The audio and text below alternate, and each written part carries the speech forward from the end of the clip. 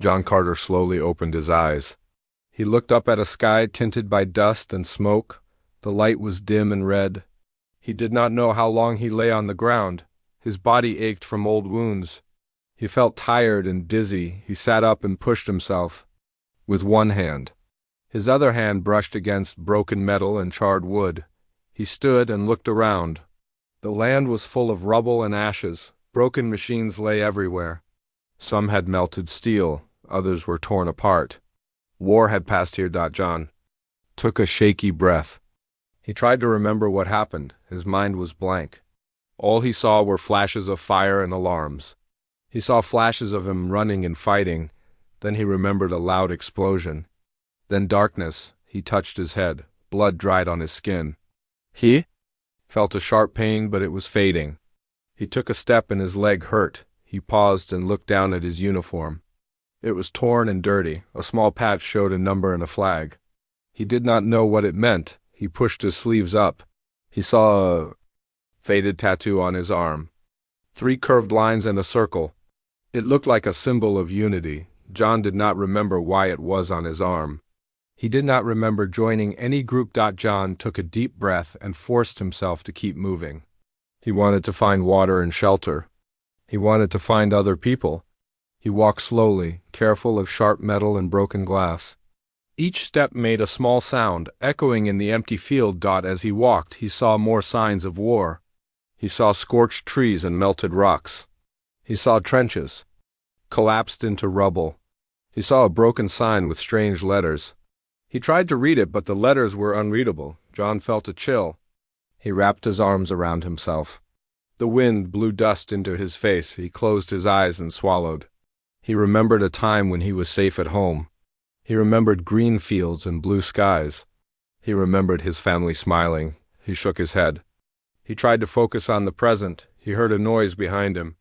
It sounded like metal scraping. He froze and turned slowly. He saw a figure among the ruins. The figure moved with a strange grace. It held something that glowed. John squinted. The light came from a blade. It glowed bright blue. It looked like liquid light. The figure wore a mask that hid its face. Bright marks on its armor glowed like stars. It looked alien and dangerous. John felt fear rise in his chest. His heart pounded. He backed away a few steps. The figure did not speak. It stood still, watching him with empty eyes. John took another step backward. His boots crunched on broken stone. He felt sweat on his forehead. He reached for his side. He did not find any weapon. He had no gun. He had no knife. He realized he was unarmed.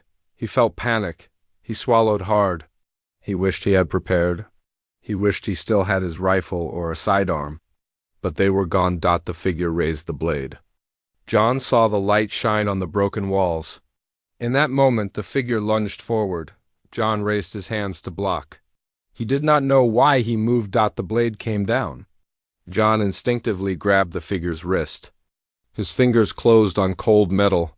He squeezed hard. For an instant, time slowed. John looked into the masked face. He saw fear for the first time. The figure's body froze. John felt his own fear. He felt his breath catch in his throat. His grip tightened as he felt strength he did not know he had. The figure could not move. It tilted forward, still caught in John's grasp. John's arm shook from the effort. He stared at the blade. He realized the blade was not hot. It glowed, but it felt cold. It looked dangerous, but it did not burn him. John looked at the figure's mask again. He saw small vents and a glass visor. He heard his own breath echo in the mask. He did not know who that figure was. He did not know why it tried to kill him. He did not know why he was alive. John tightened his grip and pulled the figure close. He felt the weight of the body. He could feel the small heart beating under the mask. For a moment, John and the figure stood locked in a silent battle. The ruined world around them faded.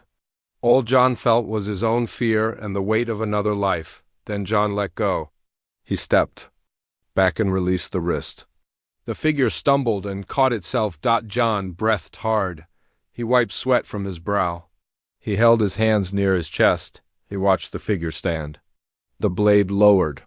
The glow faded. John felt confusion. He looked at the blade lying on the ground. It still pulsed with a faint light. It seemed alive. The figure reached for the blade. Slowly, it picked it up. It looked at John. John looked back. He saw questions in the figure's body stance. The figure hesitated. Then the figure turned and walked away. It did not look back. John stood still and watched until the figure vanished among the ruins. John felt alone again. He took a deep breath. He closed his eyes and let the dust settle. He realized he still wanted answers. He realized he still wanted to survive. John opened his eyes. He saw the blade glowing faintly at his feet. He bent and picked it up. The light warmed his hand. He felt a strange connection with the blade. It felt familiar and new. He stood and looked at the ruined world again. He knew one thing for sure: he had to move forward. He had to find out why he was here.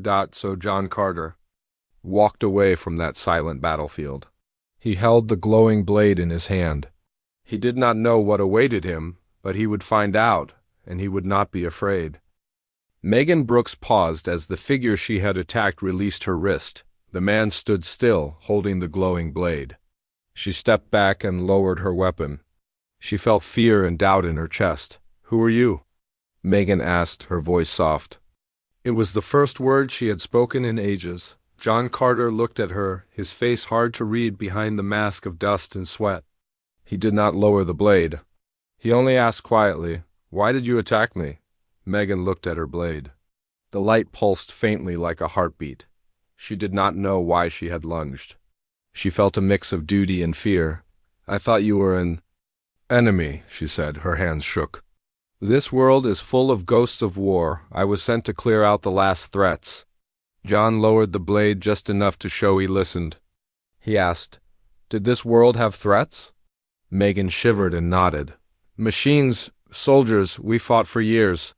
We stopped hearing orders, then we lost contact. I woke up and found nothing." John looked at the ruined machines around them. He saw broken turrets and silent walkers. Vines grew over shattered armor plates. Trees sprouted from twisted metal. "Then how long have you been here?"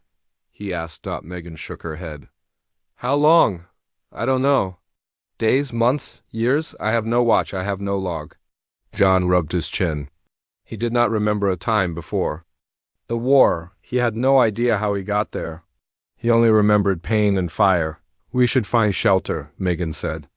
"It's not safe out here," John nodded. He felt tired and cold. He wanted to rest.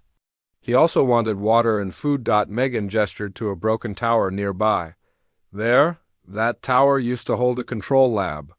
Maybe it has air and power." John and Megan walked together toward the tower. Each step was careful.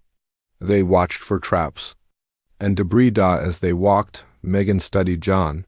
She saw his uniform was older than hers. The design was different. The flag patch on his shoulder was faded. She did not know what it meant. John watched Megan too. Her suit looked new but scratched. The symbols were fresh. He did not know who she served.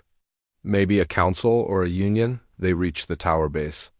The door was open. Inside, the air was stale and cool. Dust covered the floor. Broken consoles lined the walls. Megan found a terminal and wiped the screen. It flickered. She knelt and pressed a button with a gloved finger. "Power?" John asked. "Maybe," Megan said, still focused. The screen glowed. Green numbers flashed. "Some power left," she said. "Enough for lights and air, maybe more." She pressed another panel. A low hum echoed. Lights in the hall turned on. A stale fan started moving. The air felt stale but breathable. "Good," Megan said. She smiled for the first time. It was small and quick. John relaxed his shoulders. He felt hope. He followed Megan into the lab interior. Inside, rows of data. Drives and cryopods stood silent. Most pods were empty. A few had broken glass. This lab was for analysis, Megan said. It studied war and peace. It recorded battles. It captured post-war data. John walked to a console. The screen showed logs from hundreds of years ago. He scrolled. "Look," he said. "The last entry is 300 years ago." Megan joined him. She read the text. Her eyes widened. "That is impossible," she said. "It says so," John said. The war ended 3 centuries ago, Megan shook her head. I joined the force only 10 years ago. John pointed to a date field. It read year 2450. Current year was 2750. Megan swallowed. She leaned on the console. How did we not know? She whispered. John felt a mix of fear and relief. We were asleep, he said. Maybe we were frozen. Megan looked at the cryopods. Many doors had been pried open long ago. Only a few remain sealed. We need answers, Megan said. We need to find out why, John agreed. Yes. But first we rest. Then we search the rest of the complex. Megan nodded. She looked around. Come, she said. There's a storage room for supplies. They walked deeper into the lab. Megan opened a door. Inside was food and water containers. Some packaged meals looked fresh, not expired, Megan said, pulling out 2 rations. They preserved them. John took one and ate slowly. The flavor was bland but warm. Megan drank water from a small pouch. We should rest, Megan said. Quietly, this place might be safe for now. John sat near a wall. He leaned back and closed his eyes. He felt safe for the first time in ages. Megan sat opposite him and checked her mask filter. She closed her eyes. Silence filled the room. Only the hum of the fan and the faint glow of screens broke it. John thought of home. He thought of green fields and blue skies. But home was gone. This world was all he had. Megan thought of orders she never got. She thought of battles she never fought. She wondered who she served now. Hours passed. The lab lights dimmed as power drained. Megan woke first. John, she whispered. John opened his eyes. Hi. Time to go, Megan said. The rest of the complex waits. John stood and stretched. He felt stiff but ready. They left the storage room. The corridor lights flickered. They held the glowing blade. It shone brighter in the dark. We follow the map, Megan said. She showed a hollow map from her wrist device. It marked a data vault. Lead the way, John said. Megan walked ahead. John watched her model silhouette. She looked strong and determined. Outside the lab, the world awaited them, silent, empty, full of secrets. Megan and John stepped into the unknown together, and they would uncover the truth of a war that had ended long ago. John and Megan moved through the corridor, following the holomap. Wires hung from the ceiling. Broken panels lay on the floor. They passed empty labs and locked doors. The map led them to a heavy vault door. It was marked Data Vault. The door was dented and scratched. A control panel blinked red. Megan knelt and pressed her palm to a scanner. A light glowed green. She typed a code she did not remember setting. The panel beeped and the door slid open. Inside, rows of servers stood like silent guards. Cooling fans were still. Dust covered every surface. The air was cold. John stepped in first. He carried the glowing blade. Its light helped him see. He saw files stored in capsules along the wall. These are data cores, John said. He reached for one. The label read battle logs. Megan joined him. She picked a core labeled Peace Treaty. She turned it in her hand. She did not know if the treaty was real or a story. We should check the main terminal, Megan said. She waved at a central console. It had a large screen and port slots. John placed the treaty core in a slot. The console hummed and the screen flickered to life. A menu appeared. Select file, Megan said. John navigated with simple commands. He found a file called war_end_report. He opened it. Lines of text scrolled. It said the war ended due to a treaty signed by humans and aliens. It said both sides agreed to peace. It said the council disbanded armies and began rebuilding. John paused. They disbanded armies? He said. Megan nodded slowly. That explains why we found no soldiers. The armies left. They sent survivors home. John scrolled down. He found coordinates for a meeting world. It was far away. He saw a date, 3 centuries ago. That world might have survivors, he said. Would we even be alive? Megan asked. John looked at her. Yes. That treaty saved lives, but we failed to wake with the rest. Megan bit her lip. How many of us? She asked. John navigated to a file called Cryo Manifest. He opened it, a list of names scrolled, human and alien. Hundreds of names, the manifest says. 1,400 husks, John said. Ira, food, stasis failed here, but these remained. Megan gasped. We have to wake them, she said. She looked determined. John agreed. We need help. Alone we cannot restart all pods. Megan nodded. First we look for controls? They searched the vault. Behind servers they found a door. It led to a control room. Inside, a panel had buttons for each pod row. Here, Megan said. She sat at the panel. She pressed a button. A tone sounded. Outside in the cryo hall too. Pods slid open. Blue gas hissed. The doors rose. John and Megan ran to the hall. Inside a pod, a man and an alien lay. The man had sharp features and gray hair. The alien had pale skin and long limbs. Can you feel it? John asked. He looked. At the man stirred. He gasped and coughed. His eyes opened. Where am I? He said. Megan offered water. The man drank and looked around. What happened?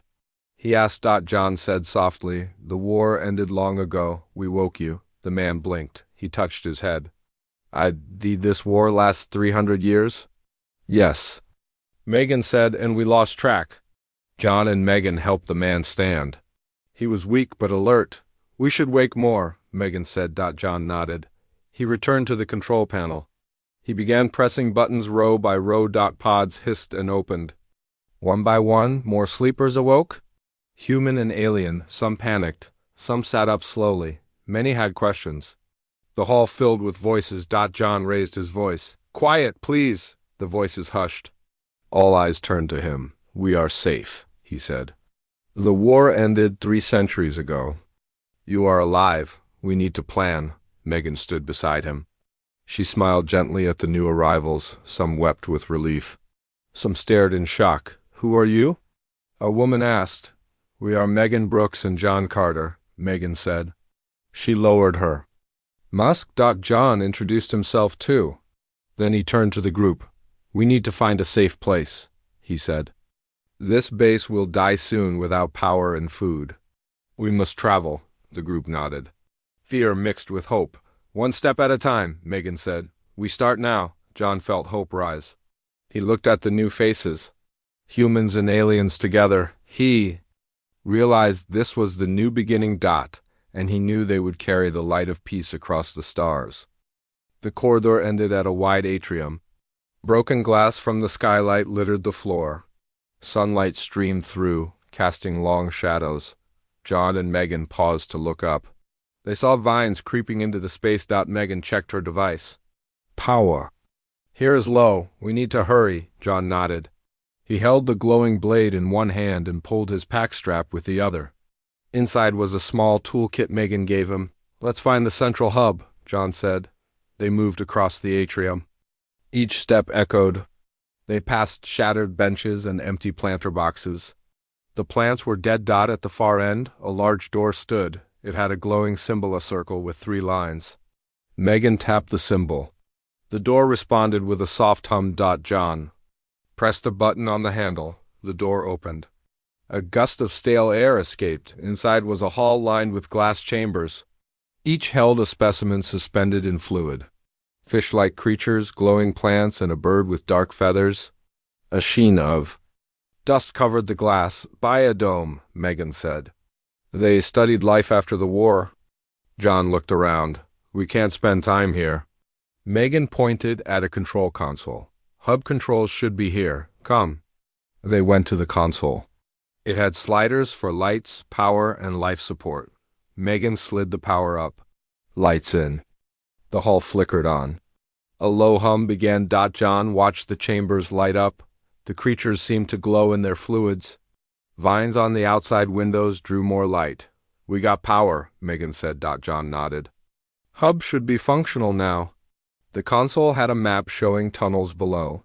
A red dot marked the reactor core. We go down, John said. Megan studied the map. Yes, reactor gives us full power. They left the biodome. A metal staircase led down into darkness. John switched on a light from his device. It cast a small circle of white light. The walls were damp. Water dripped from pipes overhead. They passed rusted valves and broken gauges. After a few minutes, they reached a large chamber.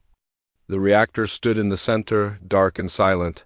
Pipes curved around it like tentacles. Megan examined the control panel. Lights were off. Buttons were unlit. "I need to reboot it," she said. John looked for a power cable.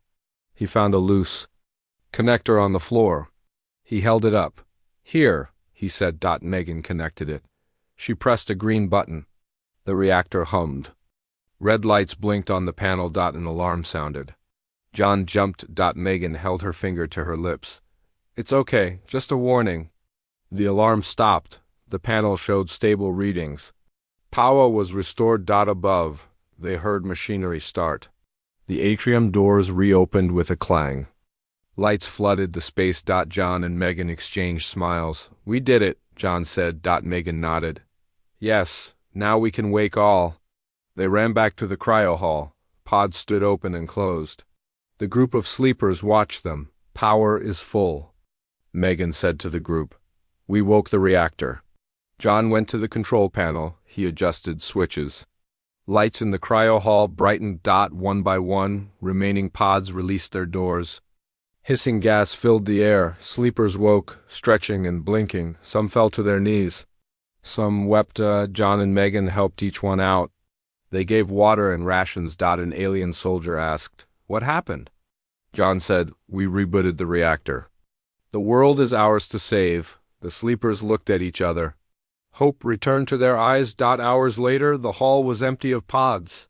All were awake. John looked at the group. They were tired but alive. Megan said, "We need a plan." John agreed. "We travel to the meeting world. We find survivors." A woman named Claire Thomas spoke up. "I know the way. I served as navigator." John nodded. "Lead us then." Claire smiled and tapped her wrist device. A map appeared. Megan and John listened. The path led through a valley of ruins and into a cavernous tunnel. It would take days. John felt the weight of the journey, but he felt stronger with others. They gathered supplies, water rations, spare masks, tools, and the glowing blade. As they prepared to leave, Megan looked at John. Double quotes. "Thank you," she said. John shrugged. "We're a team now." Megan smiled. Together. They stepped out of the lab. The sun was setting. The sky glowed orange. The new convoy moved through the ruins. Humans and aliens walked side by side. John walked with Megan at his side. He felt hope. The war was long over. Now they would rebuild. The sun sank low on the horizon. A soft purple light spread across the sky. John Carter led the small convoy through the ruins. Megan Brooks walked beside Claire Thomas. Behind them, human and alien soldiers followed. The path wound between collapsed buildings. Vines grew through cracks in concrete. The air smelled of moss and damp earth. John paused and looked back. The lab was far behind them now. Megan asked, "How far to the valley?" Claire checked her device. 2 days of travel at this pace." John nodded. He lifted his pack. Inside were spare masks, food, and water. The glowing blade hung at his side. He felt its warmth. It made him feel safe. As they walked, the group talked quietly. Some shared stories of the war. Some asked questions about the world. Now an alien named Cherry spoke softly. Her eyes were bright. "What is life like on the meeting world?" Megan answered, "Peaceful, fields and forests. Cities built together by humans and aliens." Cherry smiled. "I long to see it." John overheard and said, "We will, soon." The group reached the edge of the valley. Below, a wide chasm opened. Jagged rocks formed steep walls. A river flowed at the bottom. Claire pointed. "The tunnel entrance is below. We must descend carefully." John helped Megan and Cherry down a rocky path. He held Megan's hand as she slipped on loose stones. At the bottom, the river sparkled. Water rippled around stones. The group paused to fill bottles. John knelt and drank. He felt cool water soothe his dry throat. After the break, they walked along the riverbank. Dark shapes moved in the water. Fish-like creatures swam in schools. Megan watched them. They survived here, John smiled. Life finds a way. They found the tunnel entrance hidden behind a fallen wall. Vines and moss covered the arch. Claire led the way inside. She activated a light on her device. The tunnel was tall and wide. Old pipes ran along the ceiling. The group moved single file. Echoes followed each step. Drips of water fell from rusted pipes. After an hour, the tunnel ended in a large chamber. Doors stood on each side. One door had a symbol matching the council's mark. Claire pressed a panel. The door opened with a hiss. A ramp led upward. They climbed. The air grew warmer. The walls changed from metal to stone. At the top, they emerged. In a vast cavern, stalactites hung from the ceiling. Soft light from phosphorescent moss lit the space. John looked in awe. He had never seen natural beauty here. Megan said, "Nature reclaimed this place long ago." Claire pointed to a path carved into the rock. "This leads to the surface." They followed the path for hours. Torches of moss glowed higher and higher. Finally, they saw daylight. The air was fresh and cool. They stepped onto a high plateau. Below stretched a wide plain. Green fields rolled to distant mountains. John felt tears in his eyes. He breathed deeply. Megan stood beside him. She removed her mask. Her hair shimmered in the breeze. Behind them, the group emerged. They gasped at the sight. Cari knelt and kissed the ground. Human and alien soldiers hugged. John said, "Welcome to peace." They walked toward the edge of the plateau. A gentle wind carried the scent of flowers. Claire said, "This is the entrance to Hesperia, the meeting world." John asked, "Will they still welcome us?" Megan smiled. "Yes, peace is real."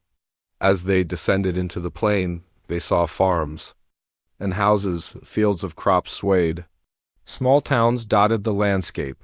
They met a patrol of peacekeepers, soldiers in simple uniforms. They approached with caution. A human soldier stepped forward. "Who are you?" Megan raised her hand. "I am Megan Brooks, and this is John Carter. We woke the sleepers. We walked here from the old war base." The soldier studied her. Then he saluted. "Welcome home." "I am Ryan Holt." Ryan gestured. "Follow me to the city." "The council awaits." John and Megan led the group. They walked through fields to a road paved with white stones. Along the road, people worked gardens. Children played. Birds sang. John felt joy. He looked at Megan. She looked at him. No words, only smiles. Ryan guided them into a city of stone and glass. Buildings rose around a central plaza. A fountain stood in its center. At the fountain, a council of humans and aliens awaited. They wore simple robes. A tall human woman and an alien man stepped forward. The woman spoke. "I am Cassandra Reyes, council leader. Welcome, sleeper friends." The alien spoke. "I am Fellows. We honored your rest, but feared you lost. Now you are here." John bowed his head. "Thank you. For peace." Megan stepped forward. "We bring hope. We bring truth." Castra nodded. "We will rebuild together." John looked at Megan. He saw his new home. He saw a future. The council led them to a hall. It had high ceilings and long tables. There they sat and shared food. Bread, fruits, and water. John tasted bread for the first time in ages. It was warm and soft. They talked of plans. Seeds to plant, towns to rebuild, research to resume. John listened. He heard hope in every voice. After the feast, John and Megan walked outside. Stars shone bright in the clear sky. Fireflies floated above grass. John took Megan's hand. She smiled at him. He said, "We saved them." She said, "We saved ourselves." They looked at the stars. They felt peace. And they knew their story was just beginning.